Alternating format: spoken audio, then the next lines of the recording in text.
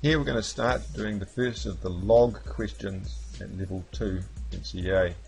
So we're going to have to answer questions of this form, where they're written as log of some number is some number equal to some number, and one of A, B or C will be your unknown, which you're asked to solve. And to do that, you need to refer to your formula sheet, where it lays out the relationship that we are looking for. So the formula sheet looks like that. It's what you'll be given in the exam, and here it is. And the logarithms, if y equals b of x, then x equals log b of y. So that's the relationship we need to use to solve questions like that. Notice that form there, log by equals x, is the form of the equation you're about to solve. So that gives you a way how you have to do it. And there it is, written out. And basically everything comes around using that. You line that up with your question. You notice this format here with this format here, and that gives you your answer. So we'll do a few. We're asked to solve log of some number of 81 is 4. So we take our relationship and rewrite it under the question lined up correctly.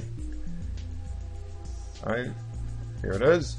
We've taken that, moved the equals x to the other side and lined it up, and then we take the other part of it and rewrite it out. Now we take each term of the equation and substitute it into this to give our new format. The 81 is the y, so the y becomes the 81. The x is the b, so the b becomes the x. And the 4 is the x, so the x becomes the 4. And that's how we transfer this format to this format. Now we know our unknown to the power of 4 is 81. And we can rearrange that because x is the 4th root of 81. Stick that in our calculators and the answer is 3. X is equal to 3. So we'll do that one more time.